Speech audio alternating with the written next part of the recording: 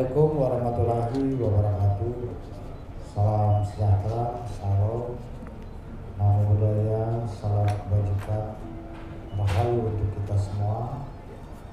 Yang saya hormati Direktur Utama PT Jasa Marga, Direktur Teknik Angkasa Pura I, Direktur Utama PT Bukit Asam, General Manager Angkasa Pura I, GM PT PLN UID Bali, dan Ibu Asisten Deputi Bidang Infrastruktur Kementerian BUMN yang sangat terpilih. Pertama, saya mohon maaf terlambat hadir karena tadi ada acara di Bunut yang agak lama, nggak bisa ditinggal. Jadi mohon maaf jadi terlambat. Oh, ada Pak Wakil Wali Kota Denpasar. Tentu saya merasa sangat bahagia hadir pada acara ini dalam rangka peresmian pembangkit listrik tenaga surya atap di jalan tol Bali Mandara, sekaligus rupanya ini disatukan dengan PLTS di Bandara Igusti Ngurah Rai. Saya perlu menyampaikan bahwa pembangunan Bali diselenggarakan dengan visi Mangun Satkerti Loko Bali melalui pola pembangunan semesta berencana menuju Bali era baru yang mengandung makna menjaga kesucian dan keharmonisan alam Bali beserta isinya untuk mewujudkan kehidupan krama Bali sejahtera, bahagia, niskala sekala sesuai prinsip Trisakti Bung Karno, berdaulat secara politik, berdikari secara ekonomi, dan berkepribadian dalam kebudayaan dengan menyelenggarakan pembangunan secara terpola, menyeluruh, terencana, terarah, dan terintegrasi dalam bingkai Negara Kesatuan Republik Indonesia berdasarkan nilai-nilai Pancasila 1 Juni 1945. Salah satu program prioritas dalam pelaksanaan visi Mangun Satkerti Loko Bali itu adalah menjaga ekosistem alam Bali ini agar bersih. Alam yang bersih itu airnya harus bersih, sungainya bersih, danaunya bersih, lautnya bersih, sumber mata airnya bersih. Pangan yang disuplai, dikonsumsi juga harus bersih dan sehat. Kemudian udara yang dihirup juga harus bersih dan sehat. Itu dari visi Mangun Satkerti Loko Bali yang dibangun dari nilai-nilai kearifan lokal Satkerti dalam Bali era baru yang meliputi 6 sumber utama kesejahteraan dan kebahagiaan manusia yang menjadi bagian daripada unsur alam ini, meliputi Atma Kerti, penyucian dan pengharmonisan terhadap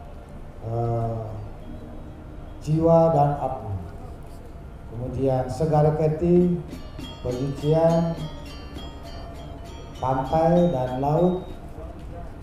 Kemudian Danu Kerti, penyucian sumber-sumber mata air.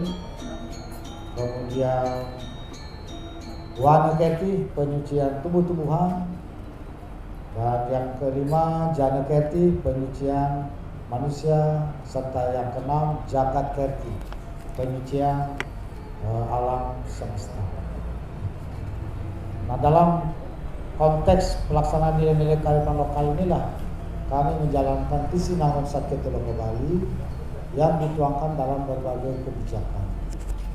Salah satunya adalah untuk pangan, pertanian di Bali harus diselenggarakan dengan sistem pertanian organik agar menghasilkan kualitas pangan yang sehat, dan pengembangannya tidak menimbulkan polusi terhadap ekosistem alam, lingkungan sungai, danau maupun juga laut serta sumber air.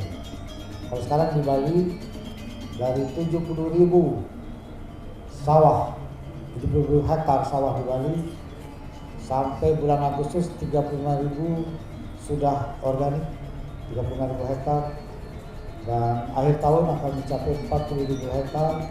2023 itu akan dituntaskan 70.000 hektar, semuanya harus organik dan akan dikeluarkan dengan sertifikat organik. Dan begitu itu berlaku, maka hotel restoran di Bali wajib menggunakan produk pangan yang organik.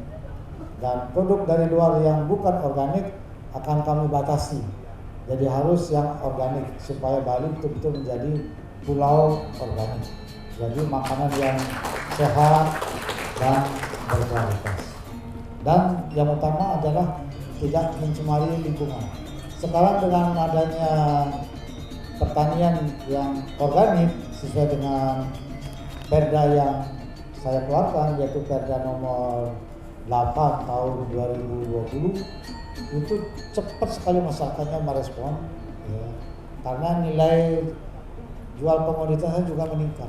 Gitu. Awalnya agak sulit, sekarang sudah cepat sekali responnya. Dan dengan adanya pertanian organik ini mengurangi pupuk kimia dan juga pestisida. Jadi sekarang tanahnya lebih berkualitas dia, lebih tahan dia, tidak padat dia, lembut dia, dan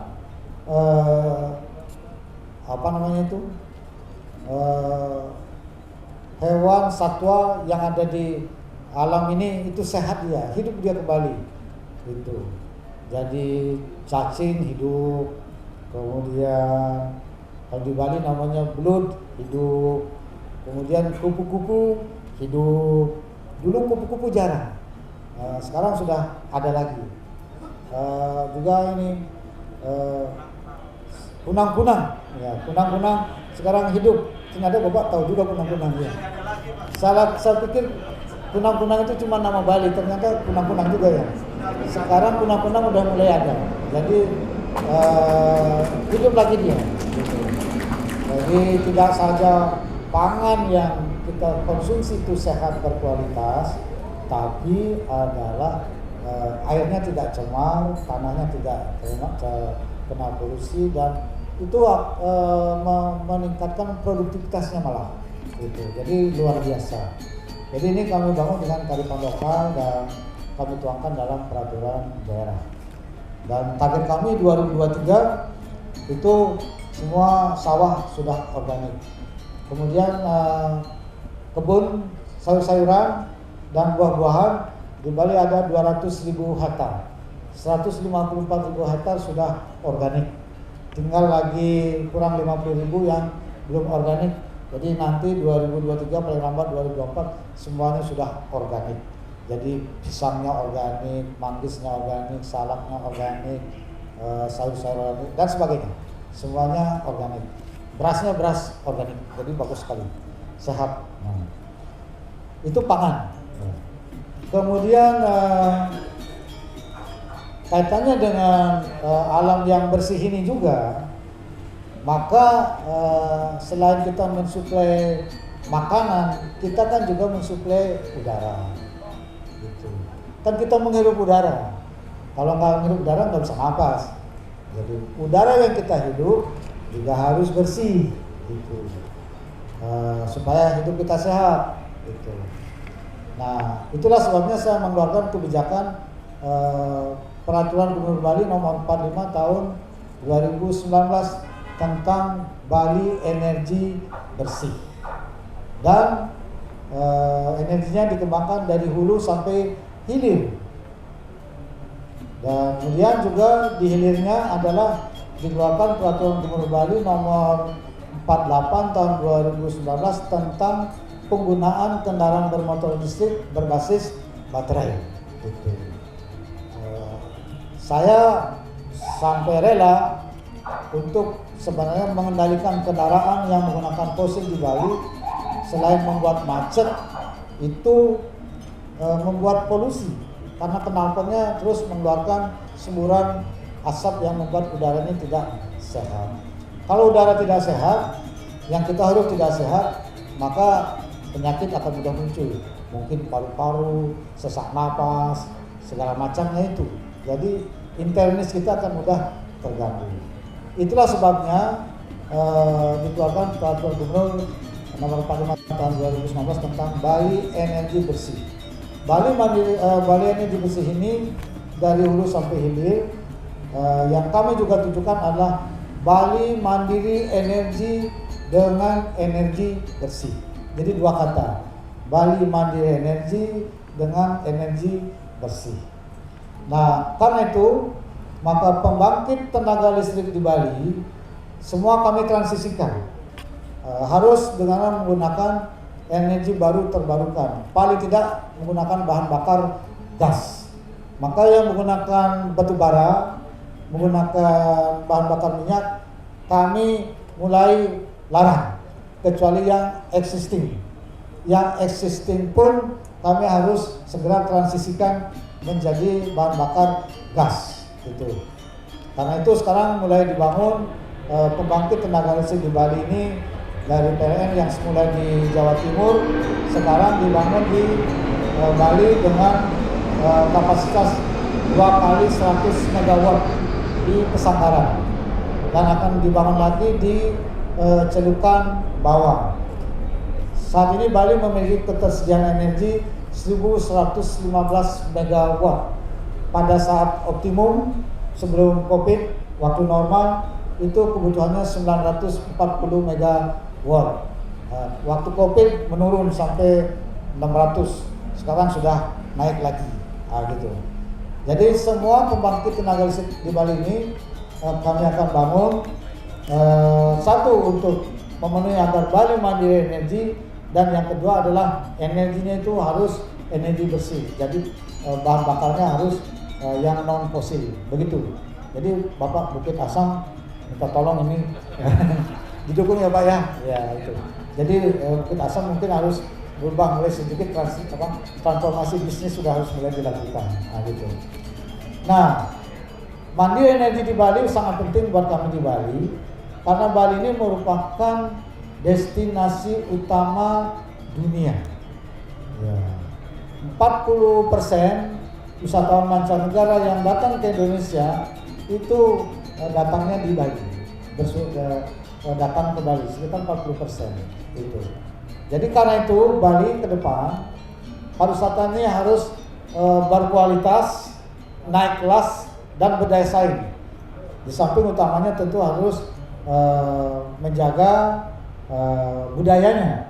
Jadi karena itu kami mengembangkan pariwisata di Bali ini adalah pariwisata berbasis budaya, berkualitas, dan bermartabat.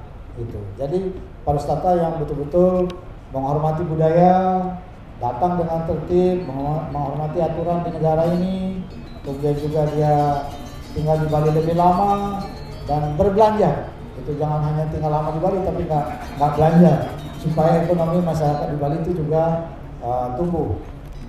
Selain itu juga adalah pariwisata di Bali ini supaya naik kelas, daya saingnya itu meningkat, maka harus dikembangkan pariwisata yang ramah lingkungan dan berkelanjutan. Maka harus menggunakan energi bersih, energi yang bersih. Oleh karena itulah kami mengeluarkan peraturan gubernur ini, dan kemudian sudah ditindaklanjuti dengan surat edaran nomor 5 tahun 2022 tentang penggunaan pembangkit listrik tenaga surya PLTS atap. Jadi hotel, restoran, bangunan pasar swalayan, bangunan perumahan, itu kami dorong untuk menggunakan PLTS atap. Nah, kebetulan ini dalam rangka G20, karena dalam G20 itu ada 3 tema yang sangat penting diarahkan oleh Bapak Presiden Insinyur Joko Widodo, Tema yang pertama adalah arsitektur kesehatan global. Tema yang kedua adalah percepatan teknologi digital. Dan yang ketiga adalah transisi energi bersih.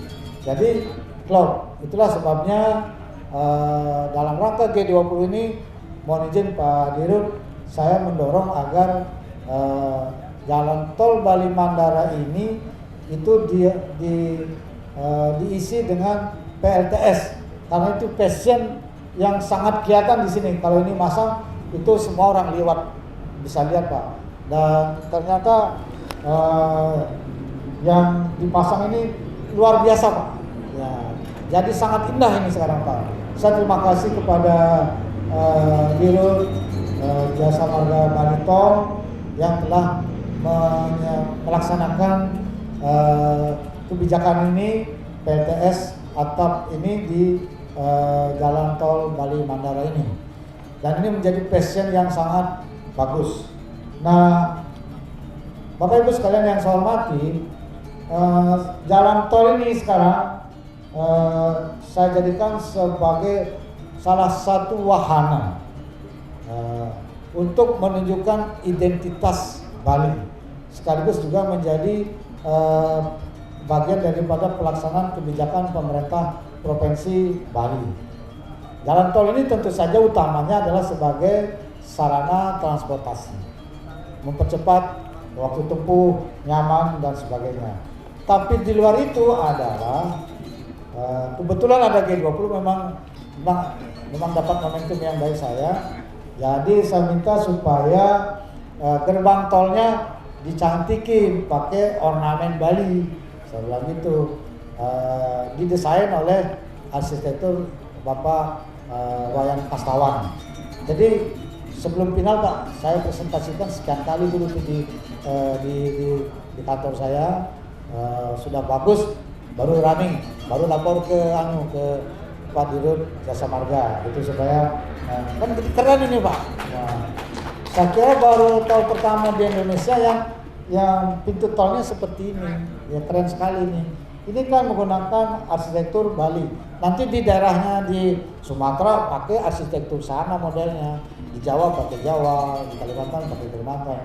Kan sekaligus dia menunjukkan identitas budaya juga. Ini passion budaya ini, passion budaya ini untuk di Bali. Karena tol ini kan pintu masuk untuk Bali ini. Jadi dia langsung dilihat, oh lihat arsitektur Bali. Sudah begitu lagi pakai aksara Bali. Nah, kan menunjukkan itu bukan aksara Hindu, itu aksara Bali itu Pak. Ya aksara Bali itu. Terus dibikin atasnya merah, bawahnya putih sesuai Pergub nomor 80 tahun 2018. Jadi atasnya merah, bawahnya putih. Jadi sekaligus juga pesan merah putih. Jadi kebangsaan itu, nasionalisme ini dengan kearifan lokal. Juga selain itu lampunya, penerangan jalannya saya minta kasih tes ukiran Bali. Nah sekarang kan kelihatan tuh, cakep ini Pak, ini cakep sekali sepanjang jalan tol ini semua pakai ornamen ukiran Bali. Sayangnya tiangnya itu yang abu-abu, karena aturan kan katanya harus abu-abu ya. Ya. Kalau diizinkan tidak abu-abu, itu akan lebih indah dia, karena dia warna ukirannya itu, yang itunya kan kuning emas. Dia cocoknya pasangannya sama warna merah sama hitam. Itu baru dia kontras. Ini karena abu-abu agak gelap dia. Gitu. Kalau merah sama hitam itu dia menjadi kontras dia. Karena kuning emas temannya itu Pak, merah atau hitam dia. Itu lebih indah lagi. Nah itu bagus, sekarang semua udah. Dan saya terima kasih, ternyata selesainya cepat dan tepat waktu. Jadi akhir Juli rasanya ya, akhir Juli sudah selesai. Makasih kepada jajaran direksi Jalan Tol Bali Mandara di Provinsi Bali. Juga ditambah dengan PLTS yang tiang-tiangnya juga ada ukiran Balinya, rapi sekali. Jadi tidak asal masang PLTS, tapi cara masangnya juga indah gitu, lengkung, pakai ukiran besinya itu.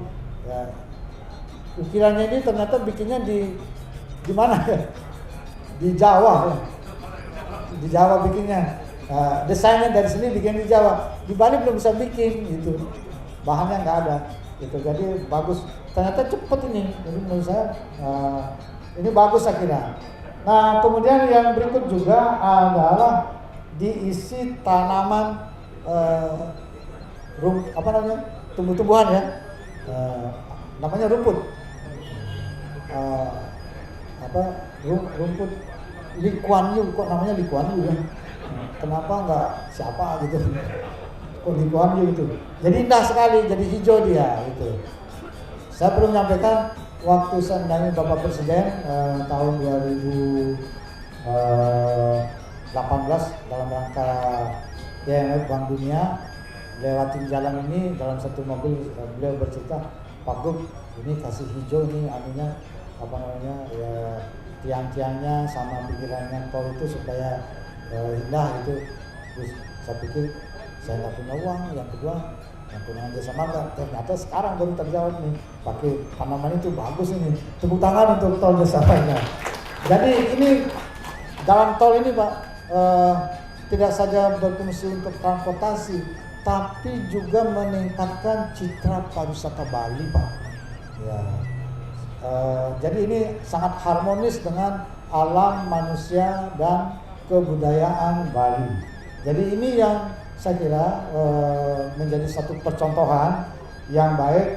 Jadi tidak saja transportasi yang ditampilkan, tapi juga fungsi yang lain yang kaitannya dengan budaya maupun juga kearifan lokal yang lainnya. Luar biasa ini Pak. Saya kira Pak Dirut bisa mendorong ini juga dikembangkan di daerah lain yang punya jalan tol. Sebenarnya bagus sekali ini. Pintu tol ini keren banget ini. Ya. Ini kalau di foto di itu saya kira itu saya lihat sangat bagus. Begitu juga mengenai PLTS ini saya minta pasang juga di Angkasa Pura. Ya, sekarang Angkasa Pura juga sudah masang karena Angkasa Pura itu kan landingnya pesawat di situ, jadi orang banyak berkumpul di situ. Juga harus kelihatan menggunakan NNPC yaitu PLTS Surya. Tahun 2023 saya akan melebarkan ke semua segmen, baik itu perhotelan, restoran, juga perumahan, sektor swasta yang lain untuk menggunakan PLTS ini. PLTS ini supaya betul-betul energi kita energi yang bersih, dan juga itu saya kira seperti tadi disampaikan kan jauh lebih efisien ya, jauh lebih efisien. Kalau mobil katanya ini saya belum nyoba, hanya jadi kalau pakai premium Rp100, kalau pakai listrik Rp20. Jadi 80%-nya menghemat gitu. Jadi luar biasa kan ini. Jadi kalau ini digunakan saya kira selain efisien juga itu akan menjadi ekosistem kita bersih, ramah lingkungan. Nah, itulah sebabnya saya sangat berterima kasih kepada Jasa Marga Tol Bali ini, Tol Bali Mandara ini telah menjalankan kebijakan arahan dari Bapak Menteri, bahkan dari Bapak Presiden, dan selaras dengan kebijakan di pemerintah Provinsi Bali. Saya betul-betul mengucapkan terima kasih atas keseriusan dan komitmen dari PT Jasa Marga Bali Tol ini dalam merespon kebijakan yang kami jalankan di Bali. Ini showcase yang sangat baik, yang sangat keren. Tepuk tangan untuk Jasa Marga Bali Tol. Tadi dikatakan kalau ini sukses, maka ini akan jadikan role model untuk daerah lain. Harus sukses Pak. Jadi nggak usah pakai kalau. Sukses udah gitu aja pokoknya. Iya, pokoknya sukses gitu aja Pak. Jadi sehingga dengan demikian ini akan memberi percontohan, dan saya kira fenomena global sekarang ini memang sudah mengarah kepada ke alam yang bersih, beralih ke alam yang bersih. Termasuk juga pariwisata juga saya kira akan bertransformasi pada daerah-daerah yang kuat komitmennya untuk mengembangkan pariwisata yang ramah lingkungan. Maka dengan mengucap Om Awigana Masuk Nama Sidam,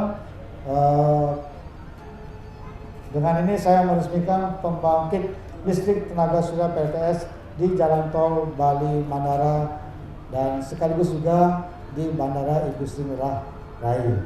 Semoga ini akan terus dapat ditingkatkan ke depan dan menjadi komitmen kuat kita bersama sesuai dengan arahan Bapak Presiden yang telah dituangkan dalam peraturan Presiden. Dan kita semua saya kira berkewajiban untuk menjalankan ini dengan sebaik-baiknya serta penuh rasa tanggung jawab. Demikian yang saya sampaikan. Terima kasih. Om Santi Santi Santi Om. Wassalamualaikum warahmatullahi wabarakatuh. Rahayu. Sama-sama, baik. 3, 2, 1. Dengan demikian, pembangkit listrik tenaga surya Jalan Tol Bali Mandara dan Bandara Igusti Ngurah Rai pada hari ini resmi beroperasi. Kita berikan tepuk tangan yang meriah. Dan mohon perkenalan dulu dan pendamping untuk berkenan meninjau.